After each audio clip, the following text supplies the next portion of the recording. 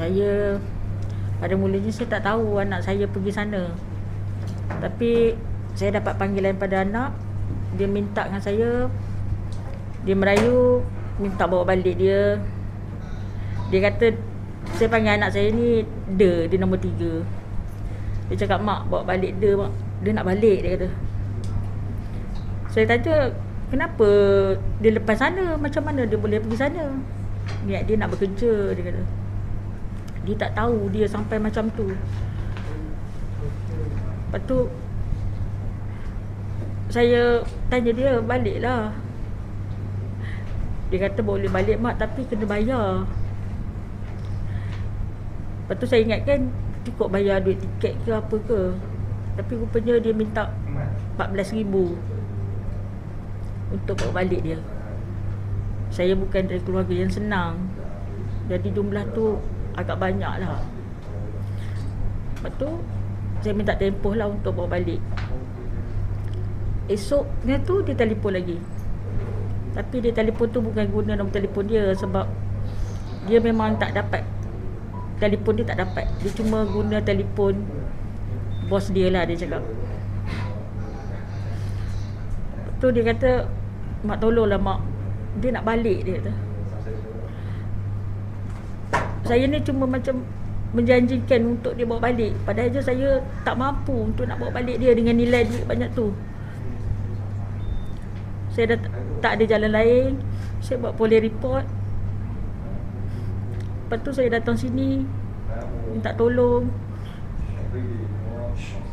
selamatkan anak saya. Minta tolong kerajaan Malaysia, duta semua, bawa balik anak saya.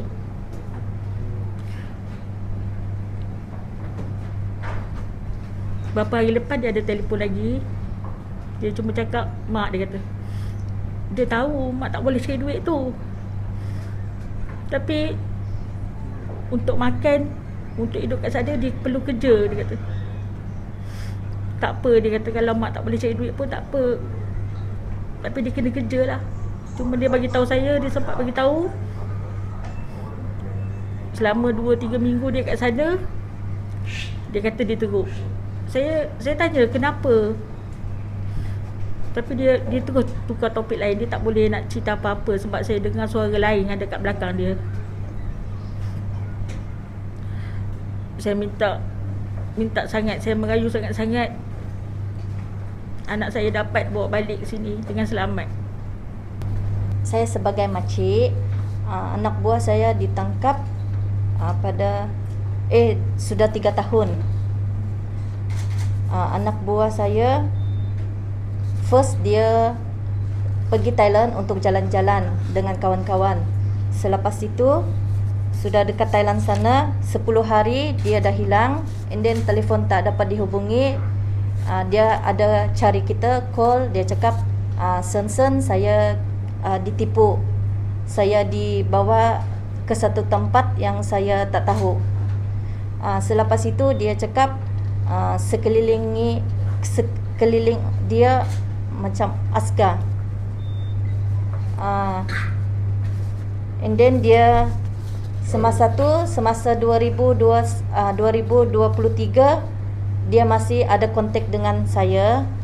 Dia ada cerita dia sana sudah kena tangkap, ada beberapa kawan pun ada di dalam sana.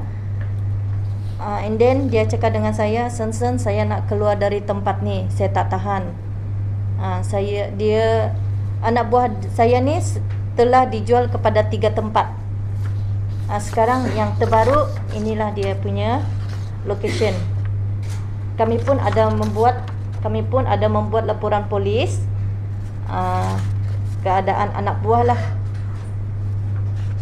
Ini location dia yang berada sekarang. Sekarang anak buah saya tak dapat dihubungi, dia hanya boleh menghubungi ibu dia sahaja. So saya sebagai makcik dia datang sini untuk meminta tolong bawa balik anak buah saya lah, sebab dia berada sudah 3 tahun. Anak saya berumur 14 tahun, dia keluar dari rumah ikut satu lelaki sama kawan dia. Yang ini yang ini kawan dia. tak balik rumah, 2 perempuan, 1 lelaki. Lepas tu dekat 1 minggu lebih sudah buat report.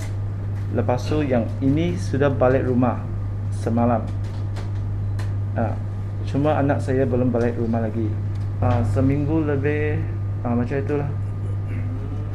Kerana anak saya dengan iaitu si Pak punya kan, dia itu lelaki sama juga ada pergi rumah itu. Oh, dia dekat rumah? Dekat rumah itu perempuan lah, itu dia punya kawan lah. Lepas tu sama-sama keluar. Lepas tu sudah tak dapat call dah, apa pun tak dapat call dia. Dekat 1 minggu lebih macam itulah. Kawan dia sudah balik? Kawan dia balik, sudah balik. Dia tak ada cerita apa-apa? Dia ada cerita tapi saya tidak tahu. Dia tahu lelaki ni siapa? Dia tahu. Dia tahu, tapi kita sangat tak mau pamerkan muka dia.